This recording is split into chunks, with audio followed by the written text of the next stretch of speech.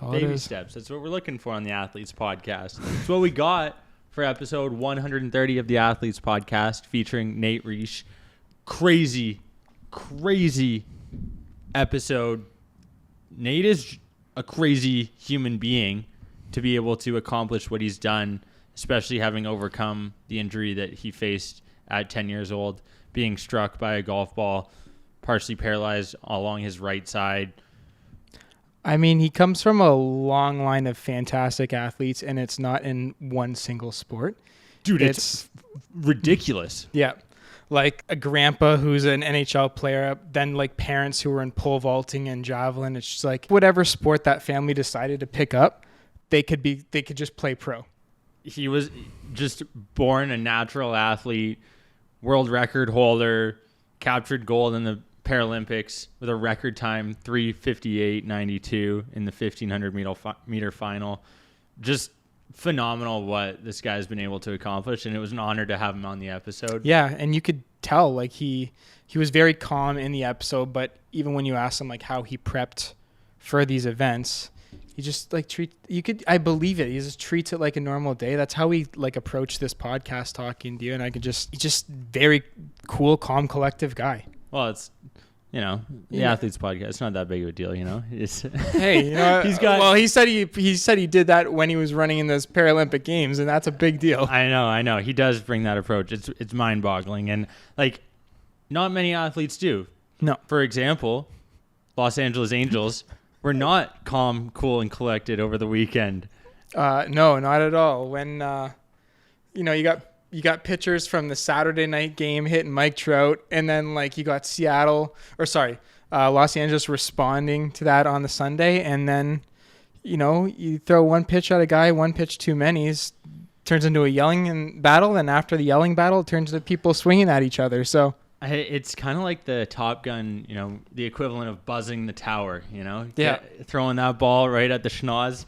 That'll make you back up quickly. You know what I found was kind of funny too, is that when you like see this on Google or on Instagram or whatever, when people want to advertise a brawl, basically in any sport other than hockey, it's just like they say, oh, brawl between like the Mariners and the Angels, punches thrown. And like that's, even for football, whatever, it's like punches thrown. It's like, I guess you and I, having watched hockey like our whole lives, it's just kind of something that you just you get mad, you throw punches there. It's just funny how that's advertised in other sports. You're like, oh, I want to see these people swing at each other here. Well, hockey is the only sport outside of like mixed martial arts that you're actually allowed to fight and like throw hands. It's not typical to see in a basketball or a baseball game, So, I mean, that's not a bad idea. Like you hear sometimes these people mic'd up, they have a fight, and then there's respect. It's like, hey, good job, man. Like, you just get your anger out, then you're buddies again. I don't know. It's not all the time, but most of the time that's how it works. Can you imagine middle of a tennis match? You're like, yo, let's drop the mitts here, man. Screw the racket. I'm gonna take you over. It'd probably save a lot of rackets' lives if they were allowed to duke it out. Yeah. But they would most likely be duking it out with the official or someone calling the match saying that ball was out. You're like, oh, I want to bet. Yeah, it probably wouldn't go over well. But you know what else isn't going over well is the Wimbledon dress code. Right now, it's highly contested about the fact that, wearing white to Wimbledon is a tradition. It was originally enforced because any sign of sweat was considered rude or improper. I think we can collectively agree here that I know that there's a lot of traditions, but you have to also come to the conclusion that some traditions in today's day and age shouldn't be a tradition anymore. And for how intense that sport is, and I don't know, like you and I have played tennis, and being rude to sweat, I'm sorry, that's a sweat-inducing sport. like of anything, right? It's any I'm gonna say all sports, but especially an individual one. Like I don't know, I'd be nervous about sweating in golf, and that's a lot less intense than tennis would be. Yeah, but we actually have female tennis stars in specific speaking out because this rule has been around since the Victorian era. Yeah. But the fact of the matter is, like, and there's a quote directly here from former tennis player and Olympic champion Monica Puig where she says, I cannot imagine going into the biggest day of my life with my period and being forced to wear white. Now, you and I are men who've never had to experience menstrual activities occurring, but I can only imagine that I'd be a little nervous thinking about the fact that millions of people are watching me on any television, online, internet, the way things spread nowadays. Could you imagine the headline wouldn't be throwing hands? It would be, yo, tennis star has leaky red substance coming down. Like, can you imagine the headlines? That's ridiculous. And the fact that we have the best athletes in the world going out there trying to perform their best, and they have to subconsciously in the back of their mind have to be cognizant about the fact that, hey, I'm dealing with this right now. It's a natural occurrence. I have no control over it. That shouldn't be something else that these people need to worry about in intense tournaments or games like that. Yeah. And like you said it at the beginning, this has been a rule since the Victorian era. Well, it's safe to say that outside the world of tennis, a lot has changed. Little bit since then. So I think it's time to rethink that as well. Yeah, agreed. There's no thinking necessary, though, when it comes to the NHL anymore. Games are done. Colorado it's over. Avalanche have been crowned the 2022 Stanley Cup champions. They've also been able to dent the cup in record fashion time. Very quickly. I'm surprised they weren't sipping out of a sippy cup at the end of the night, because who was the player? I can't remember his name, but he just bailed heading into that team photo. Oh, I don't remember his name either, but I saw like as soon as the guy skating in, just drops it, and you just it hurts you to see it. Yeah. I saw a picture on Instagram. They said, when the caption, once you see it, you'll never be able to unsee it. And then I saw I'm like, I didn't know there was a straight line at the bottom of the Stanley Cup. I'm like, no, someone just fell on it. You'll have to put it up here, but there's like that picture where the whole Avalanche team reacting. That's it.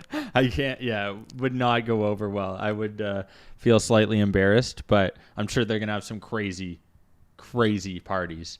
I know McKinnon was talking about the fact that he was the drunkest at Crosby's Cup celebrations in Nova Scotia. We'll see whether he returns the favor. He probably should. And also, I saw a picture of the Welcome to Cole Harbour sign saying home of Sidney Crosby. Mm-hmm. I think it's time to also mention Nathan McKinnon on that sign.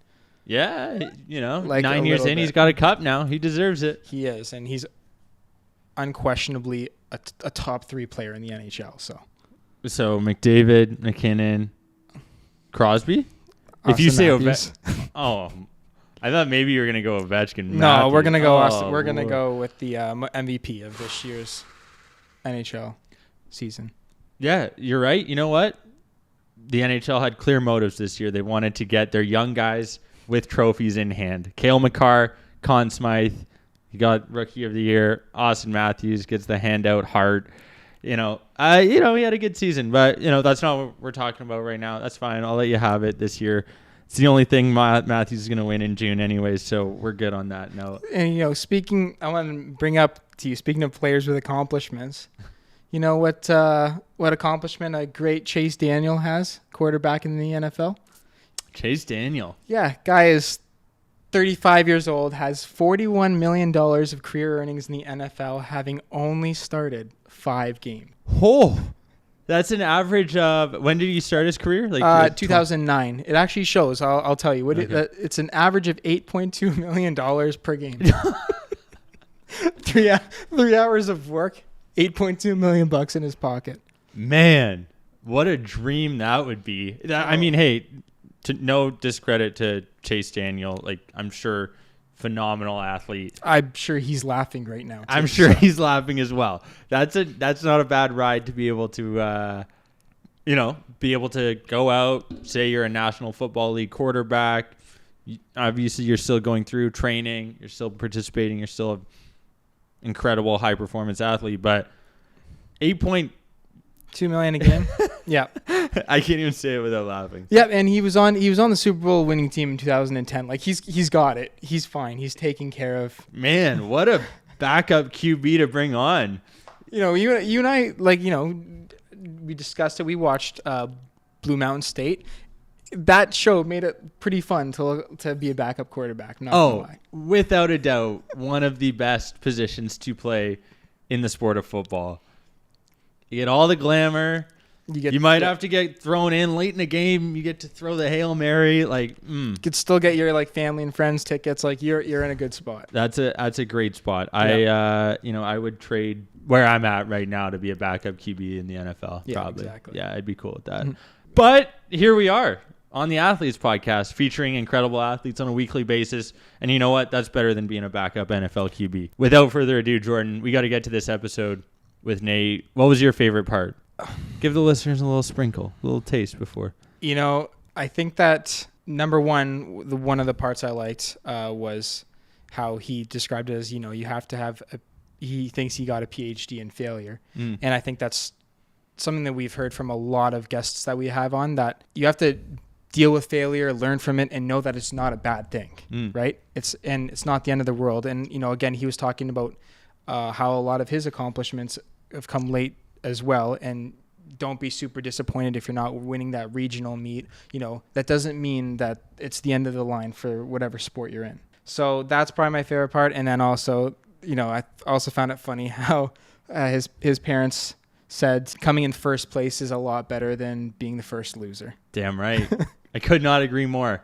That's something that was instilled early in me as well. And hey, we're excited for you folks to listen to the 130th episode of the Athletes Podcast, featuring Nate Riech. Here we go. I want to just keep going on the way we were chatting there before, like no different, because what your story that you have is incredible. I was watching on your new YouTube channel, so we can shout that out right at the beginning here. But I was watching the story that you had on there, basically breaking down your story from start to finish, where you grew up. And I'd love for you to maybe give a high-level overview now to intro yourself, because you're going to do it in a humble fashion, and then I'm going to correct you and say some, highlight those things that are actually super incredible accomplishments. And so without further ado, I'm going to let you go off. Nate Riech. Yeah, absolutely. First off, thanks so much for having me. I grew up was born in Fresno, California. Probably the most boring place in California you can really think of. Like, there's some great people in Fresno, but nowhere near the beach. And then grew up most of my life in Chandler, Arizona, just outside of Phoenix. And that's kind of where grew my passion for sport. All of basically my entire family is professional athletes. Both of my parents were very elite athletes. My dad, an Olympian, my mom, a Canadian national champion and former Canadian record holder in the pole vault. And so I think growing up, I didn't know any different, and I didn't know that it was unusual to do wind sprints at 6 a.m. in the morning with your family and see who's the fastest in the family, or just with family and friends. And so I think that took me a while to kind of understand. And that's also where I got my traumatic brain injury in 2005, where I got hit with a golf ball, which now I like to joke about how I got hurt doing the most leisure sport that you could really think of. One of my favorite sports personally, but and that definitely set my world into a tailspin and put my world upside down, and everything I thought I knew about my life was the opposite. And so, that was basically been my life, is just that journey to kind of figure out who I am after the injury, because I kind of had that old Nate kind of allow that to come to a close and almost start anew. Right. Well, it is incredible just what you've been able to accomplish since that injury. And like, maybe I'll explain, like, you were told you had a bunch of guys playing golf. They're like, oh yeah, go ahead, hit your balls and we'll hit up afterwards. And, the guy shanks an SQ driver. You should have known right there. The guy was hitting that golf club. You're like, oh, man, it sounds like a trash can when you hit it. I love the way you described it. But it strikes you in the back of the head. And, like, what goes through your mind there? Because I know you talked about after your mom's driving you back, you have to drop everyone off during, like, on your way to the hospital, because you don't want to bring a bunch of kids there. But, like, for you, having grown up being an athlete, you're like competitive your whole life, and now you've got this golf ball that strikes you, like, to your point, playing the most leisurely sport, and it's the golfer's worst nightmare, because it's the only way you get injured on a golf course. And this occurs, and you're like, man, I can't even wrap my head around at 10 years old, like 110 degrees in the middle of Phoenix, and you just have these dreams that look like they could have shattered right in front of your eyes. And I can't even wrap my head around what that feeling would look like. But maybe for you to share kind of what the thoughts were going on through your head. And then I'm sure over the next 40 minutes, we'll see the kind of mechanisms that you use to get out of that and stay positive. Yeah, definitely. I think luckily I was really young. I was 10, and this word paralyzed kept being thrown around, and I always joke around about I only knew the song Paralyzer, and so like I had no idea what that song or that what that word meant, and I think that was really good. And number two, like my brain was able to recover a little bit, which was because I was young. It was very underdeveloped at that time. And but at the end of the day, like my parents are very big in not feeling bad for yourself. No, no, poor me. And so these are the circumstances that we had. And I wanted to make the best of it. And I know, as I'm sure you maybe heard me say, my doctor said, Nate, you never walk without Olympic if sports are not in your future. And hearing that at age 10 was definitely tough. But at the end of the day, I'm a very fiery, I guess it'd be the nicest term to describe myself. And I wanted to find out myself because at the end of the day, this is my life. And I wasn't going to let someone tell me that I couldn't do something and like almost say like, don't even try. And that's just not who I am. I like to kind of see it through. And, if it ended up not being able to play high level sport, high performance sport, that would have been fine. Would have been probably a bit of a tough pill to swallow, but I don't think I would have regretted it because I saw it through. I remember a couple quotes that stuck out to me in that video. One was doing it a bit better than they did, and the second was going in your own direction. And it stuck out to me because I had similar thoughts, not in the same high performance athletic, but just like graduating high school, getting out, doing my own thing. And you obviously growing up with pro athletes, parents who are like super competitive, obviously, if you're doing wind sprints at 6 a.m. with the fam. What was the mindset for you to be like, hey, man, like, I don't care. I've got this potential injury. I'm being told that I can't do this. I'm like, I'm going to do it better than anyone else, despite all of these things going against me, despite people telling me, to your point, you're fiery. But how does that competitive edge stay there through and through? Is that just something that's been ingrained since you were a young age? And does it like spill over into any other aspects of your life now outside of high performance sport? I'm sure my girlfriend would tell you it does spill over in other aspects of my life. I think number one, my mom, I think parents, they do their best to, try to teach kids what to do and the right way to go about things. And I think for me, they didn't really have to tell me. I just saw it. And I think that was one thing that was really unique. They didn't have to preach hard work. I literally saw it every day, maybe at the track for 5 hours, watching my mom, my dad, my stepdad, and my stepmom, all three of them track and field athletes, another one a professional baseball player, do their thing. And so, yeah, I think that was something that was really cool for me. And then I think my injury made me work even harder, just because that sport came really easy to me early on, which my stepdad was one of the best pitchers in the college ranks, played at USC, was roommates with Aaron Boone. So great coaching from him. And then also my biological dad's a javelin thrower and was the former NCAA record holder. So kind of pitching kind of went hand in hand. And but yeah, I don't know. I've always been super fiery. I'm sure. My mom's a pretty passionate person, so I'm sure it comes from her a lot. But I don't know. She always built up my confidence, and I think my mom was always super honest with us, and I think that might come from that as well. And so yeah, I think I'm super lucky that my mom pushed me so hard because there's two ways after your kid goes through such a severe injury. You can kind of call them or push them, but my mom really pushed me. Mm-hmm. The parent factor is something that I'm trying to dive deeper into and more on these episodes because they have such an impact on us as children, and you don't even realize it, right? You're growing up, you're going through the motions, and you assume every kid has the same support, the same love, the same nurture or care, whatever the case may be. And it's like, that's not the case for everyone, right? And I myself was very fortunate to have great parents. A ton of athletes that we've had on have echoed the same thoughts. Obviously, when you see everyone in your family competing at the highest level of sport, you're driven to at least achieve that. Because I can imagine the feeling if you hadn't, it would be a pretty negative one. But like you're able to now take this and you're making that 10-year-old version of yourself proud. You've got Olympic, Paralympic gold medals. You've got Pan Am American Games that you've won in Lima. Like you've been able to go from a potentially life-ending injury to standing on top of the podium representing your country. It's frankly phenomenal, and I'm like getting emotional just thinking about how you were able to accomplish all this. But like, what was that paradigm shifting moment for you? Because I know you moved from Phoenix to Victoria, and I feel like working at the Canadian Sport Institute there probably had a bit of a factor. But was there a moment that you realized after that you were like, hey, I can really do this and I'm going to be the best at what I do despite this injury?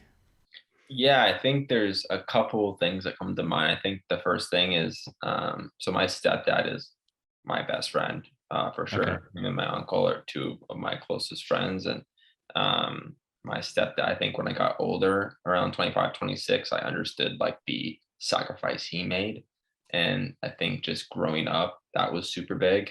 I think as any of us, especially guys, like, we grow up a bit later usually. So I think, having that realization was really big for my performance. And then I met a sports psychologist in Victoria named John Coleman when I was out there.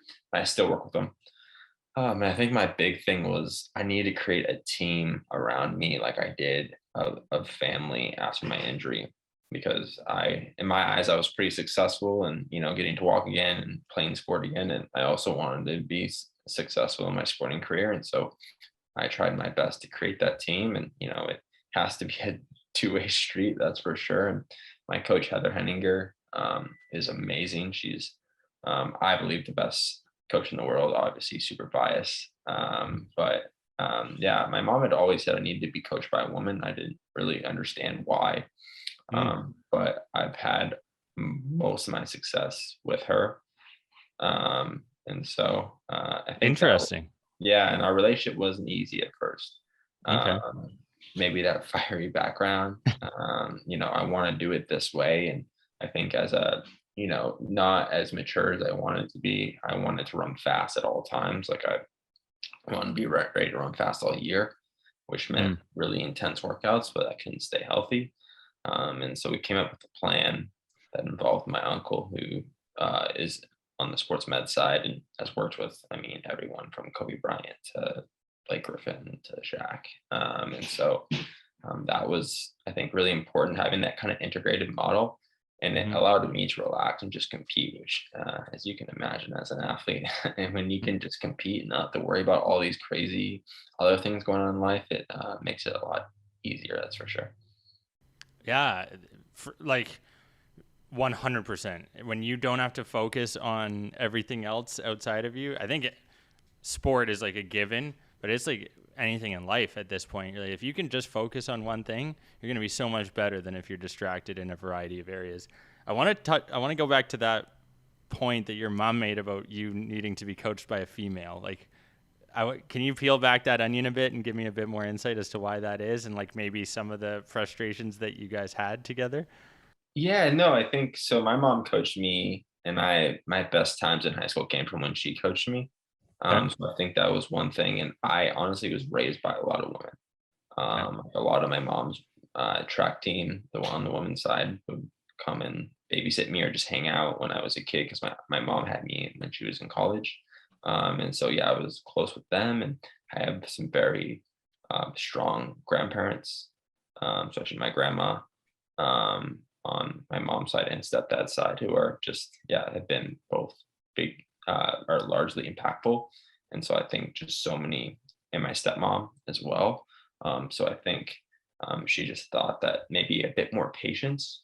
And I think Heather doesn't have an ego really at all. And she's very open-minded. And I think the mindedness is something that really helps me, because she allows me to almost feel like I have my hands on the reins, but also she writes all the workouts. So it just kind of, I like to give my input, and I like it to be accepted or at least thought of. Yeah. And she does that really well. And yeah, we've worked so well together. And she took a new job, and she's like no longer like only coaching athletes. She has a higher job in Athletics Canada, but she still decided to coach me, which was, super thankful for that. And had a couple, when she first said it to me, definitely was sweating a little bit, because I feel like she's the only coach I want to coach me. So Amazing. That patience thing is so critical, and not enough people have it right now. I think there's a lot of people that want to get to number one without putting in the work and not seeing all the sweat and effort that goes into it. Like, how do you find the sport? Obviously, you say you love playing golf. Is there anything else growing up? Obviously, like your grandfather playing 8 years in the NHL with the Leafs, Blackhawks, Bruins, your father competing 96 Olympics in javelin. Like, for you, I imagine you were just like, you open up the Rolodex and you're like, yo, what sport do I want to play? Like, what do I want to do at the best? Like, and for you, what was like the moment you decided that, hey, I want to specifically run fast, to quote you? yeah, definitely. I mean, baseball was for sure my passion growing up, and if I didn't get injured, I probably would still be playing baseball. Okay. For sure. I grew up in Chandler, like I said, that's where Cody Bellinger. We played in the same little league together and went to junior high together. And we're not like close friends, so I'm not trying to act like we're super tight. But just in Arizona, like in 2001, the D-backs won the World Series. Spring training is in Arizona. Like my stepdad, like I said, played at USC and played pro ball for the Giants. His brother Brad played in the Phillies organization. So yeah, I was just around baseball so much, and I just loved it. And so when I got injured, it's like, oh, my throwing arm got paralyzed, like my pitchers. So maybe not the best recipe for success. And just kind of through running club in fifth grade, more for just recovery from my injury. It just became something I was super passionate about. And at first, it definitely was a lot of pain involved and a lot of not so fun times. But as you get more fit, it becomes easier. And so yeah, I would say like probably in ninth grade is when I was really eighth, ninth grade. I was like, yeah, I really want to do this. And then our big goal, my mom and I's big goal, was to get a D1 scholarship. Hmm. I did that, and then it was always setting goals bigger and bigger. And so I guess that's kind of how it really started. Interesting. Like, the big goal is a D1 scholarship. Like, how hard was that to get? What was involved? I know that, like, even just down to like the application process, a lot of students don't realize, like, it takes a lot of work to apply to a plethora of schools, get in your tape, showcase what you can do from an athletic and academic standpoint. Maybe if you could share a bit of insights as to what it took for you during that process and some of the highlights and lowlights from it. Yeah, definitely. I mean, in fifth grade, we made that goal pretty much. Yeah, I believe it was in fifth grade. Jeez. So Wow. just got out of the hospital. Like, I'm pretty sure it was 3 or 4 days after I got out of the hospital, like we made this goal. And so obviously at that time, pretty daunting. But for me, I love goals that make me nervous. I always have. And so yeah, high school was, I mean, I was in Arizona for 2 years, and then I went to Georgia for my last 2 years because my stepdad got a new job, and I think it was perfect timing for me. My coach in Arizona was more of a development coach, not the best with kind of athletes who want to be the best, but really good for allowing kids to be passionate about the sport and just loving the sport and having fun. So I think that was a great first 2 years, and then made huge jumps my junior and senior year in Milton, Georgia. And yeah, there was definitely I wouldn't say I had a big option. Like, there was probably maybe 10 schools. And I decided to go to Furman. And yeah, I definitely did a lot of applications, and they're definitely long and a lot of essays and things like that. And I'm not the best writer. I enjoy writing, but definitely not very talented in that department. But it was a pretty hard decision. I went to Furman and ended up not being the right place for me. Okay. I still to this day, I very much respect the coaches, and but just they had one way of thinking, and just and I wasn't really in their plan, which I totally get. Like, they're trying to. We had the number one recruit, number two recruiting class in the country my freshman year that I was a Mm. part of. So like Yeah. 10 guys who were all the best at their high school, and so that's a lot of egos, a lot of things to manage, and it's fine that I wasn't part of their plan, and I just decided to take my talents to South Alabama, which ended up being the perfect school for me. Like, my high school was about 3,000 students, 3,200 students. And so I don't know why I thought a small liberal arts college about 2,800 was going to be a good fit for me. Instead, I think South Alabama was around 25,000, public, like, awesome school for me. Had, a full track team, which Furman only had distance. And so Mm. it just ended up being the right fit for me. And I think that's so important, just finding that right fit, even if it's D2 or D3. Like, it doesn't really matter, because plenty of Olympians have come from the D2 ranks. So I think the big hard part is just hitting it right, finding that Mhm. right scenario for you. And honestly, I didn't accomplish anything I thought I was going to accomplish in college. Like, I thought I would be at the regional meet my freshman year. I would be NCAA's my last 3 years, didn't make it to regionals once. And so I definitely felt like I got a PhD in how to fail and keep on moving forward. And I think that's why I had so much success in the Paralympics right away, because I understood what failure looked like, and I wasn't scared to go after a world record or my personal best. And I think maybe sometimes that performance anxiety can really get people. And I'm a pretty blunt person too. And if I feel like I have some of that, Yeah. I'll like talk to my sports psychologist and be like, listen, like, I feel this, like, it's not an excuse. This is what I feel like. Let's work on it. Like, let's attack it. Yeah. Yeah, definitely. I enjoyed college, but definitely performance wise, I did not do good. That's okay. I love that quote there, because I definitely thought you were gonna quote LeBron James. You're like, yeah, so I took my talents to South Alabama. I was like, oh man, yeah, that would have been a good place to spend a couple years for college, hey? Oh man, it's just crazy to think about what you were able to do, and even like 3 days after setting that goal to get a D1 scholarship and to be able to accomplish that is just phenomenal. But I think that other thing you brought up, an interesting point, like with Kobe Bryant. I know you posted a picture when he passed away, and you talk about failure and how important that is for you, even to be able to see success. Once you got into the Paralympics, you weren't afraid to go after that world record.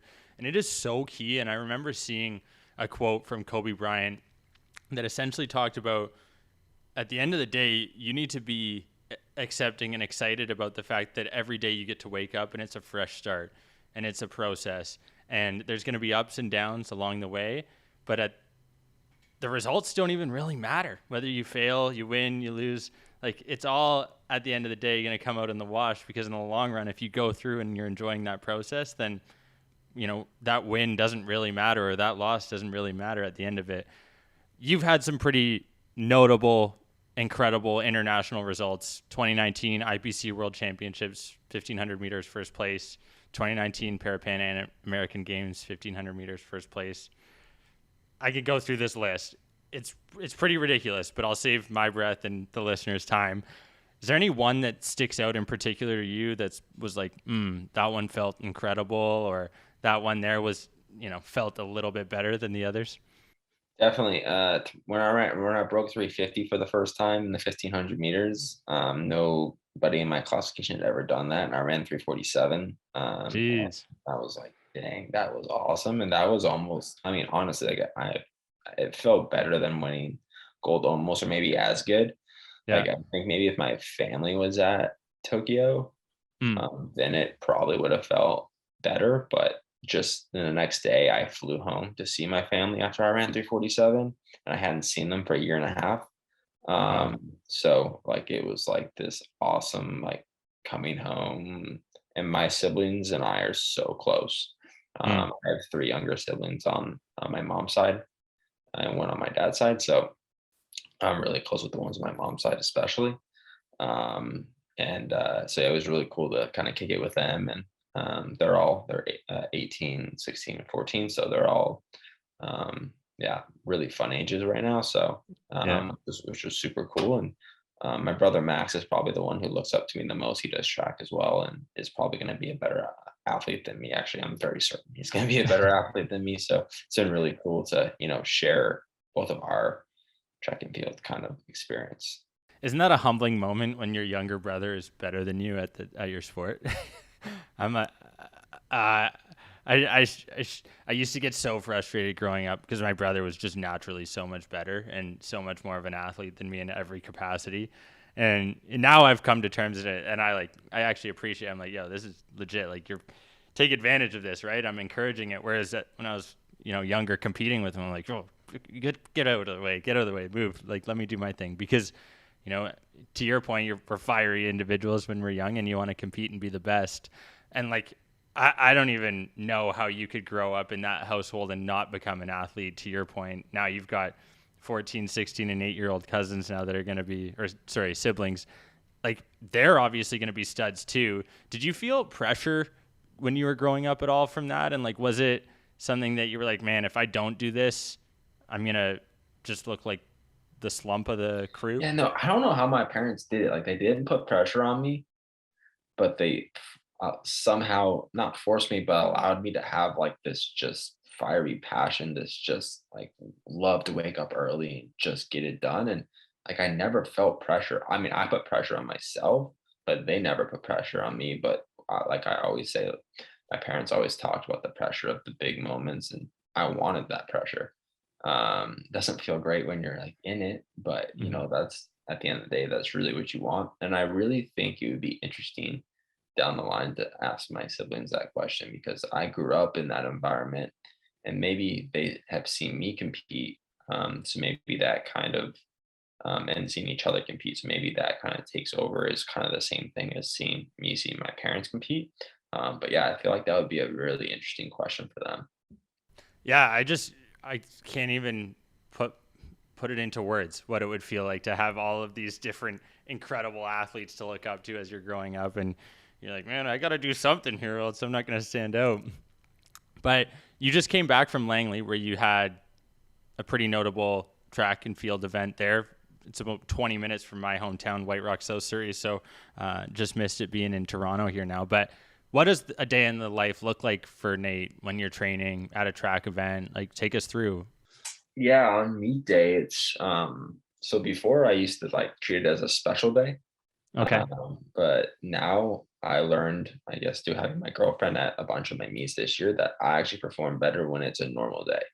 Mm. So usually we'll wake up and like have some breakfast. I usually wake up around 6:37. Sometimes, usually on race day, we're trying to get some extra sleep.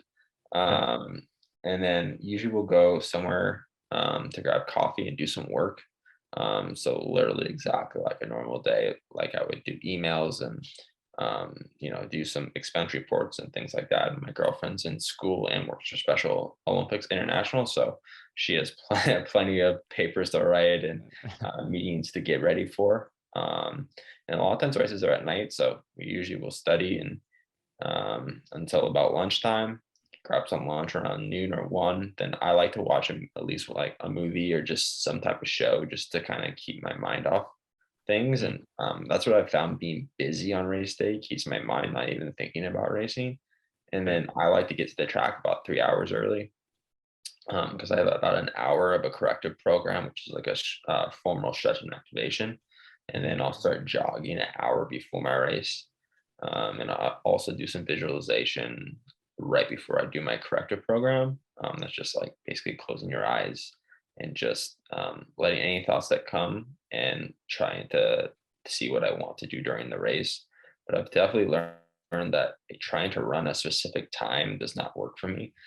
Just trying to win is what works for me, because I feel like you lose so much mental energy if every lap you're like, oh, it's slow, oh, that's fast, oh, I'm right on. Like it's your mind just like parkouring almost, like all over the place, and it's just for me not a good approach to have.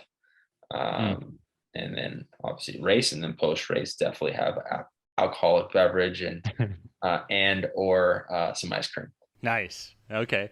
What's in the coffee in the morning, and then what's the alcoholic beverage at night of your choice? So definitely just like a little bit of cream. Okay. Just kind of a tap. Sometimes I'll go cappuccino. Ooh, all Um, right. Being in Europe a little bit, definitely kind of like some of the, and in Victoria, it's definitely a very like snobby coffee kind of culture. So that definitely learned a lot. Love a flat white too. So Okay. definitely learned some of that. I love red wine. Oh, Or a long drink. It's like this Finnish like canned gin drink okay. that is in the States. I haven't really seen it in Canada. Um, but yeah, no, it's the thing that I've really been fascinated with this year is like the thought of high performance. Because Yeah. the way I approached it before Tokyo was I need to go lock myself in a training camp for 8 weeks, get as fit as I can, and have no distractions.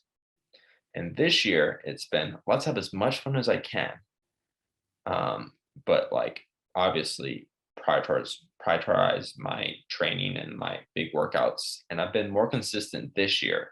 And if you average my all of my races, I've run technically faster this year. I haven't PB'd in the 15, but I PB'd in the 8. Mm, Um, and that was the first time since 2018 I PB'd in the 800.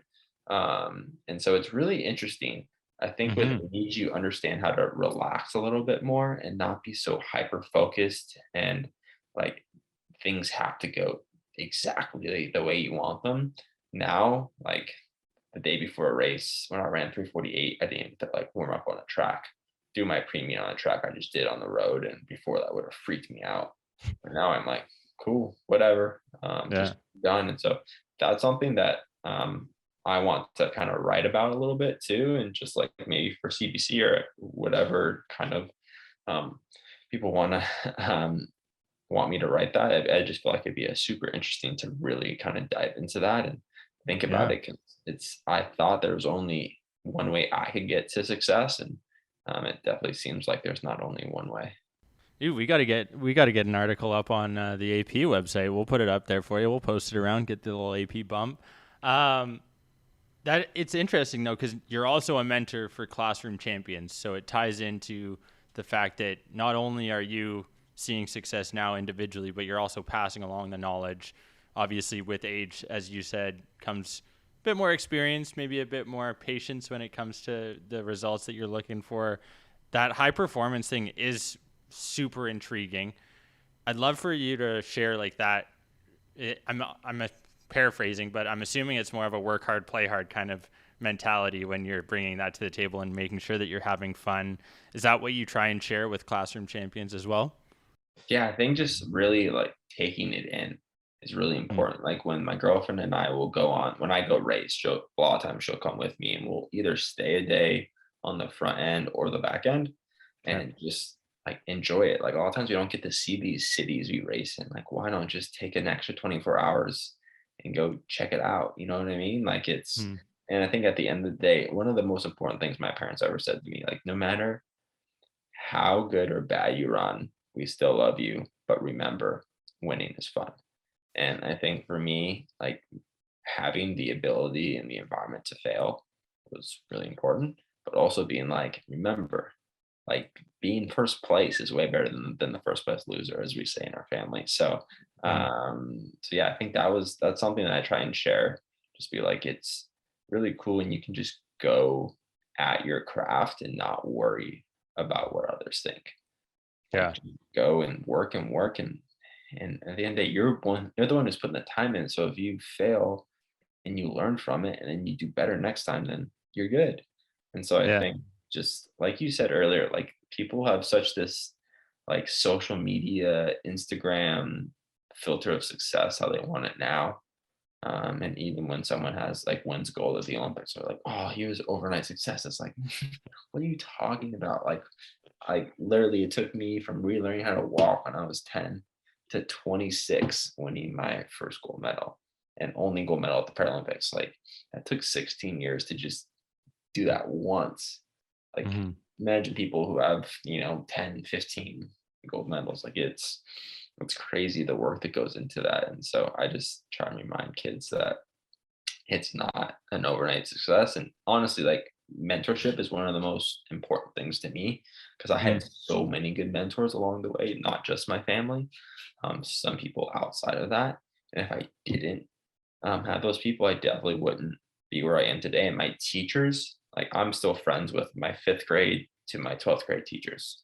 Like I talk Wow. to them on Facebook, like almost like once every couple months. And so, like if I didn't have them as teachers, I think I definitely wouldn't be where I am.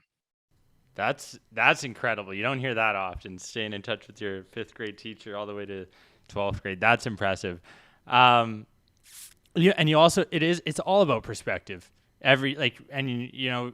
It's a word that gets thrown out there now more and more. And like when you're young, you're like, oh, perspective. What does that mean? But like, you start to realize there's a lot of different factors and variables at play for every single person out there, and we really have no idea what they're going through. We just see the surface level in the present moment that day, and there's a lot of backstory that a lot of people have.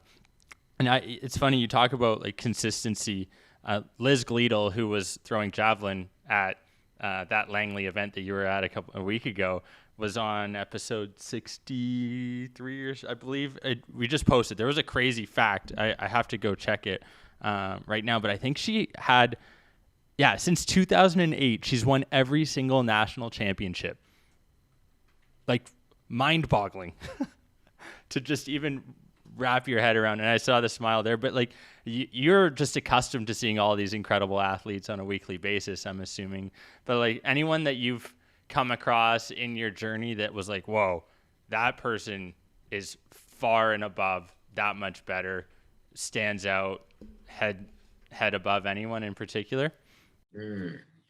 Aaron Brown, the sprinter. Yeah. I think Aaron's awesome. I just think, like, honestly, I'm more impressed by how people hold themselves. Like, Mm. are they down that? Like, Aaron Brown and Melissa Bishop are the two that I've met and been like, dang, like you guys are actually good people as well as Mm. really good athletes, and they're willing to help the next person. And I don't know, I've always had so much respect for that because I've met, as some people say, like don't meet your hero because you'll be let down. Mm. So I'm really thankful that specifically Bish was so amazing to me, because my mom is she was someone that my mom always talked about, and so it was really cool going to training camp with her 1 year in Flagstaff and her just being honestly so amazing. And then this past week, I met Brandon McBride, who Okay. got second in the 800 and who's run 143 in the 800, which is blazing. Hmm. And I've never met him before, and I've like kind of from afar, we've just kind of, I don't think he's known of me, but I've definitely known of him. And just kind of talking to him and hearing some of his mental approach to things was super interesting, and just how mental track and field really is. And I think uh, how you are off the field and also like your mindset, I think those are two things that are more, or I admire more than Yeah. the physical, just because I think I've been around so many freak like athletes in my family that like that's just normal. And Hmm. like, I mean, I've been around a bunch of NBA players and like they're such crazy athletes. And so I feel like that doesn't like mesmerize me as it does Right. with some people, but like those other attributes, I think I really admire. It is a really interesting topic, that like how you carry yourself outside of your sport, because everyone's watching. There's eyes on people 24/7, 365 now. And more than ever, to your point, if someone does meet their hero, they should meet their hero who they expect to see. And sometimes they're not given that, or maybe someone's in a bad mood, and hey, that happens, and that, like, no discredit to anyone in particular, but like that is a really important feature to have as an athlete, as a human being for that matter. Just how you carry yourself outside makes a big difference, and like can really impact how people look at you and think of you. To your point, like Aaron Brown, who's a guy who we actually have scheduled to come on here over the next couple of weeks, but I'm excited. We'll give it, that'll be a double shout out for that one. But it's so true. I'm glad you brought that up, because the physical is one thing, and that's what people tend to focus on because that's what you can see. But Those other factors are what differentiates the good from the great. Nate, I feel like we could chat all day. I love just like learning, and I love your just calm demeanor too, because some people get nervous, some people talk really fast, but you're just chill, cool as a cucumber. That's probably just from all your experience working with all these incredible athletes. Like, anything that stands out to you that you wish you knew when you were younger, or pieces of advice that you were given? We wrap up every episode by asking like what our biggest piece of advice would be for that next generation of athletes. I do want to still ask you about your nutrition, if there's anything in particular there, but is there one thing that stands out to you that, you know, pieces of advice other than not being the first loser or the first first finisher? What did you call it? Don't be the first loser. Yeah, no. The first loser. Being first is better than being the first loser. I think the one thing that really comes to my head is that as success is a process, and you might not see the success numerically, but it is there. If you stay healthy from year to year, you're going to see it. And I think that's really important. Number two, I always saw, this is probably not everyone's going to agree with this, but I always saw if I was injured, it was my fault, because we have the education to educate ourselves as athletes, and also so many amazing resources. And I always believe, you know, if you have a big injury, there's probably something you could have done better. And like, I don't like blame myself, but I just see it as my fault. And so I think that was one thing with my uncle. Like, I basically, for the last 7 years, I've had one pulled hamstring. I think I took 5 or 6 days off for that. And other than that, pretty much smooth sailing. Like, obviously little things here and there, but yeah, I think it just shows, if you really learn that what's bugging you is usually not the problem, something else is causing it, and just really finding a therapist that works with you well. I think that's really important, because staying healthy is kind of the name of the game. 100%. Extreme ownership. Okay, Jocko. The best, right? Yeah. You talk about like year over year progress. I feel like your nutrition has probably played a factor as well. Anything in particular you do there outside of a couple of long drinks and red wine? Yeah, right. I try, and the way that it was explained to me growing up was, if you eat all the right things, then you can have a couple of the wrong things. And Okay. so just trying to eat as balanced meals as I can, just really getting those carbs in after workouts, especially like, because we do a lot of like longer stuff with the 1500. It's such a unique event where you get to do the sprints, the plyos, but also the like half marathon pace stuff, also the 5K, 10K pace stuff. So it's just kind of a hodgepodge of kind of everything, which is why I love the event so much. Right. So, and I think that 30-minute window of recovery is so important. I think it is hard sometimes. There's so many different modalities of recovery, to go crazy on it. I think really pick a couple that you think work, and I would do one at a time, so you can see which one actually works for you. Because if you do 7 or 8 at the same time, and it's like you don't actually know it's working. So I think that's one thing that was big for me. And then like on the recovery side, like I do probably 2 hours of rolling a day. Whoa. But I always do rolling, stretching, then activation pre, and stretch, or rolling and stretching post. And my rolling is not just rolling, it's whatever's tight you hold for 30 seconds. And I use some of the vibration technology, either from Hyperice, either the Hypervolt or the Sphere. And I take that very seriously. And all my teammates always joke like, "Oh, there's Nate rolling again," you know, but I think it shows that I've just been healthy. Yeah. So yeah, I think that's, you know, I think that's even probably more important in my eyes than my nutrition. Is just my recovery protocol. Right. Wild. Yeah, MJ used to stretch 2 hours a day. He turned out all right, right? So, obviously, you two got it figured out. I got a thing or two to learn from both of you. Yo, Nate, where can people find you on social media, support what you're doing? Because it's like pretty phenomenal, your story. And I just want everyone else out there to see everything that you're doing and follow along, because it's phenomenal, to say the least. Oh, thank you so much. Everything is at Nate Graywolf. I'm really trying to vamp up my YouTube channel, so I definitely have some new stuff that recently just came out. I actually just did a video recently with a videographer out of Vancouver that kind of shows the Harry Jerome meet where I didn't run as well as I wanted to. So you see kind of all of the the during, and also the post of me laying on the ground, like about to throw up. So it's I think that'll come out probably the next month. And so I think Right. that would be a really interesting one to see what others think of it. But yeah, so that's really where you can find me. Amazing. Hey, we like to show off both the glamorous and the not so glamorous aspects of athletics on the Athletes Podcast. Nate, thank you so much for coming on. Episode 130. It's been incredible. Really appreciate you carving out the time. I look forward to following along your continued incredible career. Thank you so much for having me.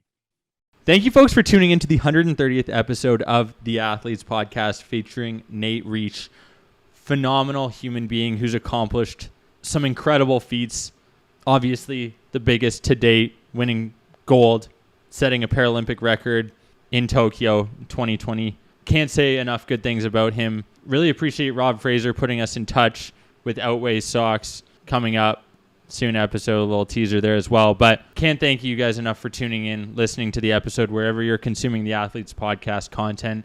We really appreciate it, and we're so excited to continue delivering these shows on a weekly basis to you folks so that we can continue to educate, entertain, and inspire the next generation of athletes. Please don't forget to hit that like button, comment your favorite moment, subscribe so you can see more in the future, and we look forward to seeing you back here next week. Bye.